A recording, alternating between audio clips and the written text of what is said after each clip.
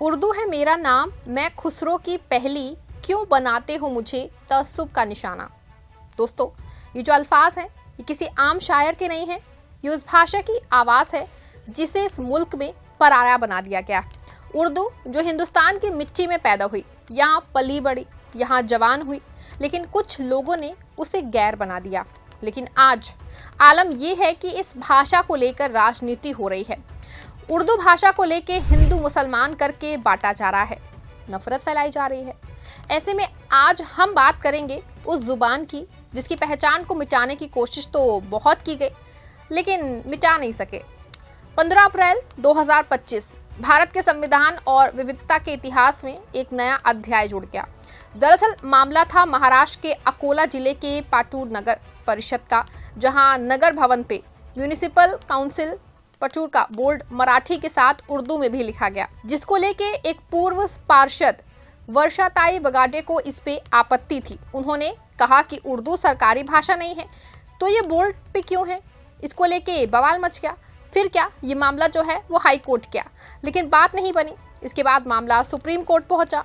Supreme court ने याचिका को खारिज करते हुए कहा कि भाषा को मजहब से जोड़ना गलत है। इसके साथ ही कोर्ट ने यह भी साफ किया कि उर्दू को मुसलमानों की भाषा मानना असलियत और विविधता में एकता से दूर जाने जैसा है।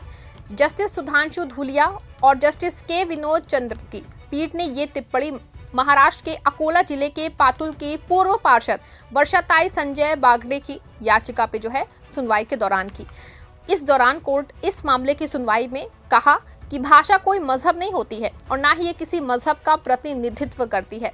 भाषा एक समुदाय, क्षेत्र और लोगों की होती है, ना कि किसी मजहब की। भाषा संस्कृति है और सभ्यता की प्रगति को मापने का पैमाना है। कोर्ट ने उर्दू को गंगा जमुनी तहजीब और हिंदुस्तानी तहजीब का बेहतरीन नमूना बताते हुए कहा कि ये उत्तरी और मध्य भारत की मिलीजुली सांस्कृतिक पहचान का प्रतीक है। इसके साथ ही कोर्ट ने उर्दू के प्रति भेदभाव को खारिज करते हुए कहा कि ये धारणा जो है गलत है कि उर्दू भाषा के लिए विदेशी है। उर्दू एक इंडो आर्यन भाषा है जो भारत में ही जन्मी है और यहीं पे फली फूली है। कोर्ट ने बताया कि सदियों से उर्दू ने कई प्रसिद्ध कवियों की पसंदीदा भाषा बनकर अपनी शुद्धता हासिल की है। कोर्ट ने यह भी कहा कि रोजमर्रा की हिंदी में बिना उर्दू के शब्दों के बातचीत हो ही नहीं सकती है। यहाँ तक कि हिंदी भाषा भी फारसी शब्द हिंदवी से आया है। कोर्ट ने कहा कि हिंदी और उर्दू का मिश्रण जो है तब रुक गया जब दोनों पक्षों ने हिंदी को संस्कृत निष्ठ और उर्दू को फारसी की ओर से ले जाना शुरू किया। औपनिवेशिक ताकतों ने इसका फायदा उठा के दोनों भाषाओं को धर्म के आधार पर बांट दिया। इसके बाद हिंदी को हिंदुओं और उर्दू को मुसलमानों की भाषा समझा जाने लगा।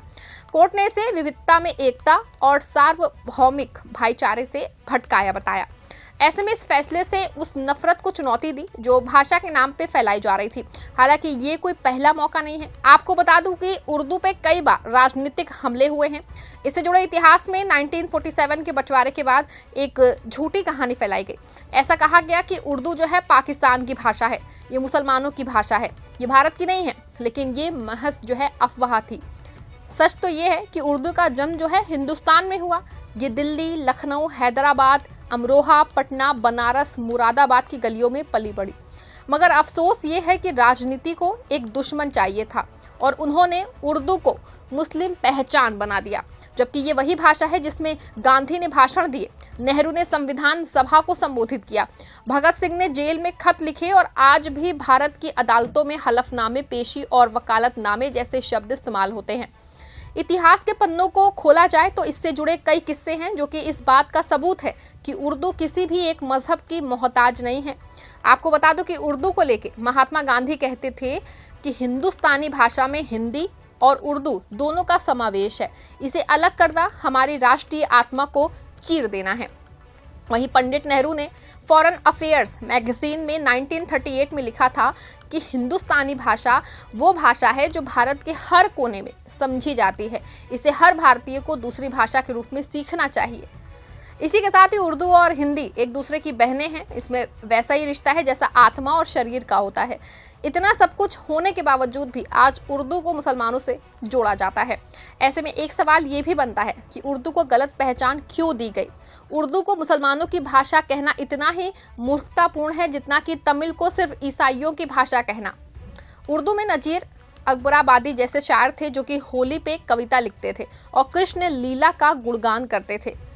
जगन्नाथ आज़ाद एक हिंदू शायर थे, इन्होंने पाकिस्तान का राष्ट्रगान लिखा। उर्दू सिर्फ शब्द नहीं है, एक जज्बा है। इतने भेदभाव के बावजूद भी उर्दू आज भी अपने अलग ही मकाम पे है। आज कभी भी अदालतें जाइए, किसी भी अदालत में चले जाइए, सुप्रीम कोर्ट, हाई कोर्ट या जिला कोर्ट, वहां आपको पेशी, दलील, अदालत, सबूत, गवाह, तहरीर, इकरारनामा जैसे तमाम शब्द आपको सुनने को मिलेंगे। ये सभी उर्दू से आए शब्द हैं। ऐसे में सवाल आप पे है कि क्या आप अदालतों पे भी आपत्ति आपको होनी चाहिए। इतना ही नहीं, स्कूलों और प्रशासनिक संस्थानों में भेदभाव देखने को मिलता है। आज देश के कई हिस्सों में उर्दू स्कूलों को फंड नहीं दिया जाता, उर्दू शिक्षकों की भर्ती नहीं होती है, साथ ही उर्दू मीडियम के छात्रों को दोयम दर्जा मिलता है, जबकि ये भाषा भारत सरकार की स्वीकृत भाषाओं में से एक है। तो क्या ये भेदभाव संविधान का अपमान नहीं है? ये दोहरी भावना ही आज भाषा को भी तोड़ रही है। जबकि आपने कौन सा गीत नहीं सुना है जिसमें उर्दू ना हो? उदाहरण के लिए तौर पे चांदनी रातों में तेरे बिना जिंदगी से कोई शिकवा तो नहीं, मेरे रंग में रंगने वाली जैसे तमाम गाने आपको मिले होंगे। इतना ही नहीं, गालिब, साहिर, जावेद अख्तर, गुलजार, इन सब ने हिंदी फिल्मों को उर्दू की महक दी। तो क्या उर्दू सिर्फ मुसलमानों की है? जी नहीं, क्योंकि ये हिंदी सिनेमा की आत्मा है। वहीं अभी मौजूदा समय में जो उर्दू को लेकर विवाद चल रहा है, इसकी बात की जाए तो इससे पहले आपको बताते चले कि 2020 में पूर्व पार्षद बागड़े ने उर्दू के इस्तेमाल को लेकर नगर परिषद में भी अपनी आपत्ति जताई थी। तब नगर परिषद ने उनकी बात को मानने से इनकार कर दिया था। कहा था कि उर्दू का इस्तेमाल 1956 से किया जा रहा है और स्थानीय आबादी से व्यापक रूप से समझती है। फिर पूर्व पार्षद बागड़े ने उर्दू के इस्तेमाल को 2021 में बॉम्बे हाई कोर्ट में चुनौती दी। 2021 में बॉम्बे हाई कोर्ट ने इसकी चुनौती को खारिज कर दिया। फिर उन्होंने सुप्रीम कोर्ट का दरवाजा खटखटाया था। अब आज सुनवाई करते हुए जस्टिस सुधांशु धूलिया ने कहा कि भाषा का सबसे पहला और प्राथमिक उद्देश्य संचार होता है। ये उर्दू के इस्तेमाल का मकसद सिर्फ संचार है। नगर परिषद सिर्फ इतना चाहती थी कि प्रभावी संचार हो, ये भाषा का प्राथमिक उद्देश्य है, जिस पे बॉम्बे हाई कोर्ट ने जोर दिया है। साथ ही सुप्रीम कोर्ट ने लिखा कि भाषा संवाद का माध्यम है, ना कि भेदभाव का। भाषा को मजहब से जोड़ना सामाजिक विनाश है। हमें भाषा से डर नहीं है, मोहब्बत होनी चाहिए। कोर्ट ने टॉलरेंस यानी कि सहिष्णुता की वकालत की, जो भारत की आत्मा है। आपको बता दूं कि 1930 तक कांग्रेस अपने सारे काम हिंदुस्तानी में करती थी, जो हिंदी और उर्दू दोनों का मिश्रण थी। लेकिन बंटवारे के बाद उर्दू को पाकिस्तान से जोड़ दिया गया। उर्दू को मुसलमानों की जुबान कह के बदनाम किया गया। हिंदुस्तानी को मार के हिंदी उर्दू में जबरदस्ती बांट दिया गया। एक और खूबसूरत संस्कृति का कत्ल कर दिया गया। लेकिन वो बात जो आज कही जाती है कि उर्दू मर चुकी है, तो उन्हें बता दूं कि उर्दू आज भी जिंदा है। दिल्ली की गलियों में, लखनऊ की चौक में, बनारस की गलियों में, सिनेमा के गीतों में और करोड़ों दिलों की धड़कनों में उर्दू आज भी जिंदा है, क्योंकि मोहब्बत जिंदा है। आज जो लोग उर्दू को गैर कह रहे हैं, उन्हें संविधान पढ़ना चाहिए, उन्हें इतिहास पढ़ना चाहिए, उन्हें समझना चाहिए कि अगर आप उर्दू से नफरत करते हैं तो आप भारत की आत्मा से नफरत कर रहे हैं। अगर आप वाकई हिंदुस्तान से मोहब्बत करते हैं तो उर्दू से भी मोहब्बत कीजिए, क्योंकि ये भाषा नहीं है, एक तहजीब है।